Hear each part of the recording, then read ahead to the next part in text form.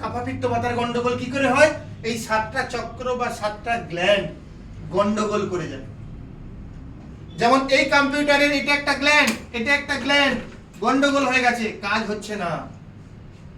এখানে ঘোরাচ্ছি খুব, কাজ হচ্ছে না, এ তো উল্টে গেছে, গন্ডগোল হয়ে গেছে, কাজ কি করে হবে? এই গ্ল্যান্ড গুলো যখন গন্ডগোল হয়ে যায়, অবস্থান গন্ডগোল হয়ে যায়, তখন এই প্রবলেমটা হয়। তাহলে আমাদের ভুলভাল খাবার দাবার, বেশি খাবার, অতিরিক্ত খাবার, যেটা আমাদের খাবার নয়, সেই খাবারটা আমাদের শরীরে কাফা পিত্ত ভাতার গন্ডগোল করে। তার কারণ 7টা যে গ্ল্যান্ড আছে তাদের অবস্থানের গন্ডগোল হয়ে যায়। বুঝতে পেরেছি? এই জায়গাটাকে টোটাল মেনটেন করার জন্য যে শিক্ষাটা দরকার আর যে খাবারটা দরকার, সেইটা এই university of the people Canada আর ফিওনা একাডেমি যৌথ উদ্যোগে মানুষের সামনে নিয়ে এসে দিয়েছে।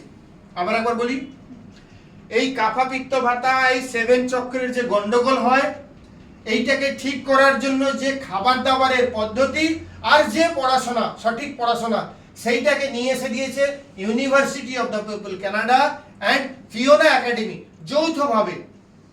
বুঝতে পেরেছি? কার মাধ্যমে? ল্যামিনা রিসার্চ সেন্টারের মাধ্যমে, ইউনেস্কোর তত্ত্বাবধানে কেরিয়ার মেলা রূপে আপনাদের সামনে এনে দিয়েছে।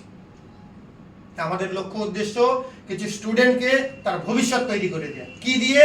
এক, অর্থনৈতিক সমৃদ্ধি দিয়ে, আর 2 নম্বর অপটিমাল হেলথ দিয়ে।